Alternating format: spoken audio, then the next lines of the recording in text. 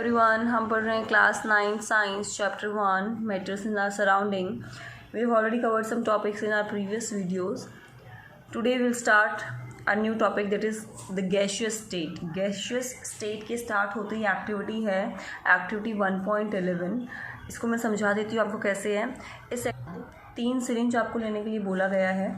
एक सिरिंज में आपको वाटर फिल करना है, एक सिरिंज में आपको चॉक पीसेस फिल करने हैं, एक सिरिंज में आपको कुछ फिल नहीं करना है, मतलब गैस फिल हो जाएगी वो.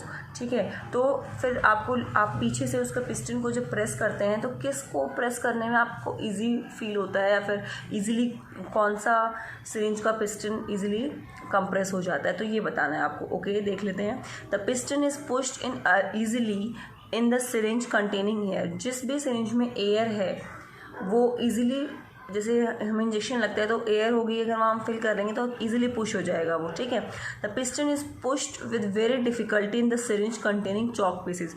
और जिस सिरिंज के अंदर चॉक पीसेस हैं उसके पिस्टन को पुश करने में बहुत डिफिकल्टी होगी. Gases are highly compressible as compare to solid and liquid. जो गैसेज होते हैं वो कंप्रेसिबल होती हैं सॉलिड और लिक्विड के.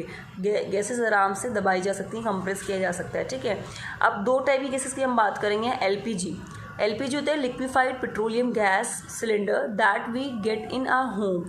जो हमारे गैस कुकिंग करते हैं हम सिलेंडर पर, तो वो सिलेंडर के अंदर क्या होती है, एलपीजी.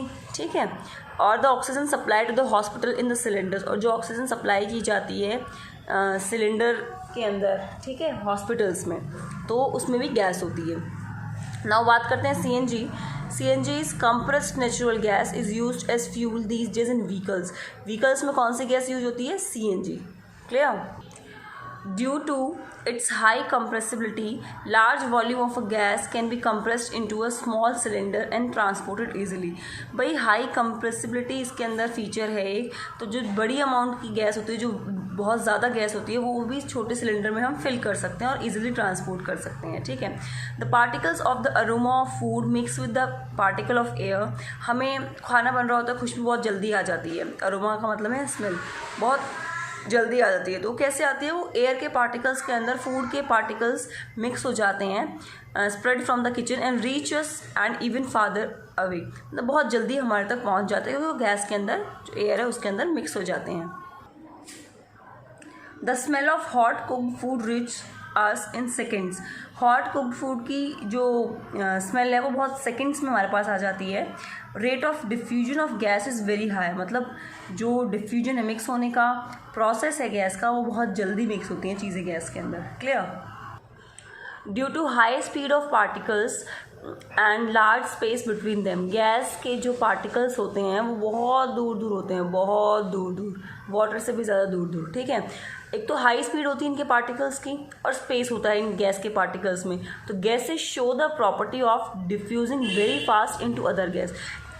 इसकी वजह से वो दूसरी गैसेस में जल्दी मिक्स हो जाती है. तो क्वेश्चन आएगा कि गैसेस क्यों डिफ्यूज़ होती हैं बहुत जल्दी दूसरी गैसेस के साथ. तो आंसर लिखेंगे आप, due to high speed of particles and large space between them. Clear? अच्छा, ये मैंने पेंसिल से लिखा हुआ है, मैंने बाद में लिखा था, पढ़ लेते हैं एक बार. इन द गैस स्टेट के अंदर the particles move about randomly at high speed. Particles move करते रहते हैं हाई स्पीड में. Due to this random movement, इसी मूवमेंट को the particle hit each other. Particle एक दूसरे के साथ टकराते हैं. And also the walls of container. और कंटेनर, जो जिस भी कंटेनर में गैस है उसके कंटेनर को की दीवारों पर भी टकराते हैं उसके गैस के पार्टिकल्स.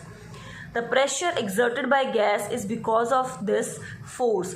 जो प्रेशर गैस लगाती है, मतलब पार्टिकल टकरा रहे हैं उसकी दीवार पर, जो प्रेशर लग रहा है, ये क्यों होता है, because this force exerted by gas particles per unit area on the walls of the container. क्योंकि वो फोर्स लग रहा है, उसके अंदर फोर्स जो होता है वो लग रहा है, इसलिए वो दीवार पर जाकर टकराते हैं. तो क्वेश्चन आ जाएगा क्यों दीवार पर जाकर गैस के पार्टिकल्स टकराते हैं, तो आपको ये पूरा लिखना पड़ेगा. क्लियर? अब हमने सॉलिड पढ़ लिया, लिक्विड पढ़ लिया, गैस पढ़ लिया, तीनों की प्रॉपर्टी हमने पढ़ ली. अब क्वेश्चन ये आ जाता है कि आप कंपेयर करो तीनों की प्रॉपर्टी. तो इसको हम पढ़ लेते हैं, कंपेयर कर लेते हैं. ओके, आप ऐसे लिखेंगे बेसिस, सॉलिड, लिक्विड और गैस. सबसे पहले शेप देखते हैं। सॉलिड है डेफिनेट शेप, सॉलिड की डेफिनेट शेप होती है। Liquids do not have definite shape, liquids की डेफिनेट शेप नहीं होती है। They assume the shape of container, वो जिस भी शेप का कंटेनर होता है उसी की शेप ले लेते हैं। Gases do not have definite shape, gases की डेफिनेट शेप नहीं होती है। Volume second, solids have definite volume, solid की डेफिनेट वॉल्यूम होती है, लिक्विड्स की डेफिनेट वॉल्यूम होती है, लेकिन गैसेस की डेफिनेट वॉल्यूम नहीं होती है। Flow, solid can not flow, liquid can flow and gas can flow. अगर ये आता है कि फ्लूइड्स किस किस चीज़ को कहा जाता है, तो लिक्विड को और सॉलिड, लिक्विड को और गैस को, ठीक है। 4 particles, particles are closely packed, इसके पार्टिकल्स जो होते हैं बिल्कुल ऐसे क्लोजली पैक्ड होते हैं बिल्कुल, ठीक है। इसके लूजली पैक्ड मतलब थोड़ा दूर दूर होते हैं, और इसके तो बहुत ज़्यादा दूर होते हैं। क्लियर। 5th है compressibility, they can not be compress, इसको दबा नहीं सकते, इनको दबा सकते हैं और इनको आराम से, हाईली कंप्रेसिबल रहती है। अच्छा, इंटरमॉलिक्यूलर स्पेस, इसके अंदर स्पेस बहुत कम होता है, इसके अंदर लार्ज होता है, इसके अंदर वेरी लार्ज होता है। देखो बहुत लार्ज स्पेस है, इसके अंदर थोड़ा कम है, इसके अंदर बिल्कुल नहीं है। क्लियर। 7 है इंटरमॉलिक्यूलर फोर्स, भाई स्पेस इसके अंदर बिल्कुल नहीं होता तो फोर्स सबसे ज़्यादा इसके अंदर होगा। इसका वीक इंटरमॉलिक्यूलर फोर्स होता है, इसका वेरी वीक इंटरमॉलिक्यूलर फोर्स होता है। Clear. Okay. Density, they have high density, solids की हाई डेंसिटी होती है। Liquids have less density, liquid की कम डेंसिटी होती है than solid but more than gases, gases की सबसे कम डेंसिटी गैस की होती है, उसके बाद लिक्विड की और उसके बाद सॉलिड की। रिजिडिटी, ये हार्ड होते हैं, ये फ्लूइड होते हैं दोनों। काइनेटिक एनर्जी ऑफ मॉलिक्यूल्स, ये लीस्ट काइनेटिक एनर्जी होती है इसमें, मोर देन सॉलिड, सॉलिड से ज़्यादा काइनेटिक एनर्जी होती है इसमें बहुत ज़्यादा होती है। इसके एग्जांपल अगर लिखेंगे हम लास्ट में एग्जांपल, तो आइस लिख सकते हैं यहाँ पे वाटर, यहाँ पे वाटर वेपर। क्लियर। अब डेंसिटी हमने पढ़ा था तो हमें डेंसिटी का मतलब पता होना चाहिए, देख लेते हैं। What do you mean by density? Density the mass per unit volume of a substance, एक सब्सटेंस का जो वेट होता है उसका वो पर यूनिट वॉल्यूम कितना है, दैट इज कॉल्ड डेंसिटी। इसका फॉर्मूला है मास अपॉन वॉल्यूम। क्लियर। ये हमने कंप्लीट कर लिया, अपना गैसियस स्टेट पूरा कंप्लीट हो गया है। अब इसकी नेक्स्ट वीडियो में हम क्वेश्चंस डिस्कस करेंगे और आगे बढ़ेंगे। Thank you.